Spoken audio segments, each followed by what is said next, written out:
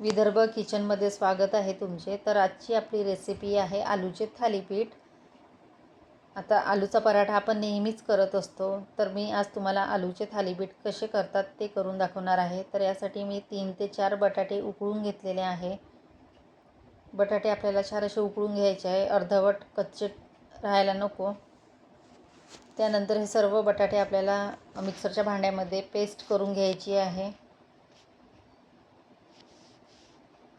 आता मुलांच्या शाळा सुरू झाल्या, मुलांना रोज काहीतरी नवीन नवीन वेगवेगळं पाहिजे असते आणि मुलांचे आवडते म्हणजे आलूचे पराठे. तर आलूचं आपण असं वेगवेगळ्या पद्धतीने जर करून दिलं तर मुलं पण छान आवडीने खातील.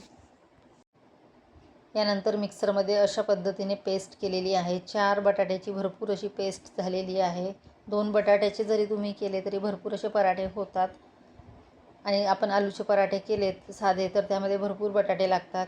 इथे कमी बटाट्यामध्ये भरपूर असे थालीपीठ होईल. तर बघू शकता छान असं बारीक केलेलं आहे मी. याच्यामध्ये गुठळी राहता कामा नये. आता यामध्ये आपल्याला साधारण 2 वाट्या कणिक घ्यायची आहे आणि मिक्स करून घेऊ. याला कमीत कमी 5 ते 10 मिनटं छान असं मिक्स करून घ्यायचं आहे. छान फेटल्यामुळे पराठे सॉफ्ट आणि स्पंजी होतात.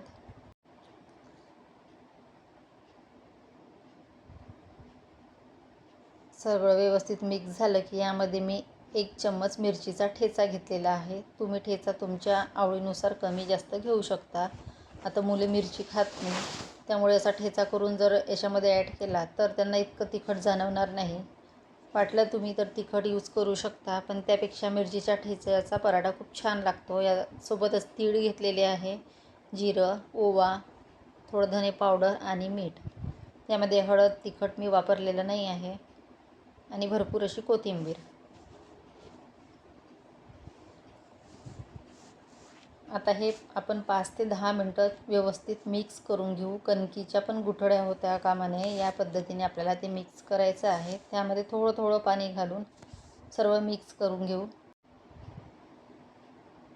आणि अगदी झटपट लवकर होतात ते. यामध्ये मी आणखी थोडी कणिक वापरलेली आहे, कारण कणिक थोडी कमी झालेली होती त्याच्यामुळे. कारण आपण बटाटे 4 वापरलेले आहेत.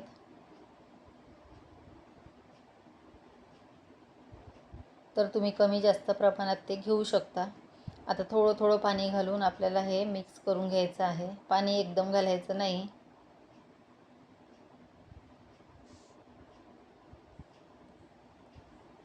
सकाळच्या नाश्त्यासाठी, मुलांच्या टिफिनसाठी छान होतात आणि लवकर पण होतात. बघू शकता छान असं आपलं हे मिक्स केलेलं आहे. गुठळी बिलकुल झालेली नाही. ज्याप्रमाणे आपण कणकीचे आयते किंवा चिले करतो त्या पद्धतीने हे करायचे आहे.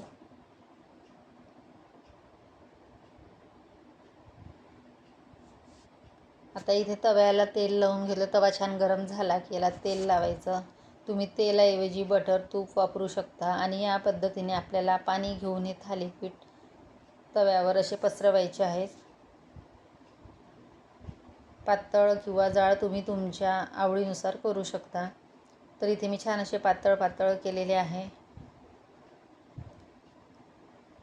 अगदी झटपट आणि लवकर होतात. तुम्ही याला डोसा जरी म्हटला बटाट्याचा तरी चालेल.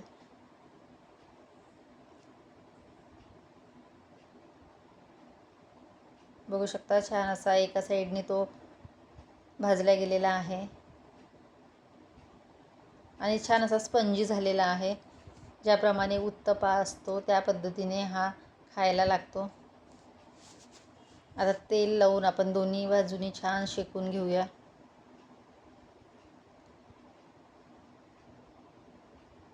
तर अशा पद्धतीने आपण आलूचे थालीपीठ केलेले आहे. रेसिपी आवडली असेल तर नक्कीच लाईक करा, शेअर करा, सबस्क्राईब करा आणि मुलांना शाळा चालू झाल्या तर छान छान असं पराठे वगैरे करून द्या.